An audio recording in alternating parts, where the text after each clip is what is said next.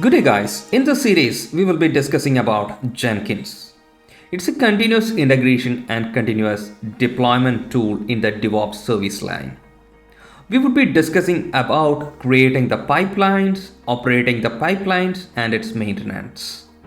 This is an advanced course and we are not covering the installation and configuration of Jenkins. We will directly move on to the various business case pertaining to the Jenkins, and we will explore each and every options that's being provided by the Jenkins. So without wasting much time, we will move on to the video.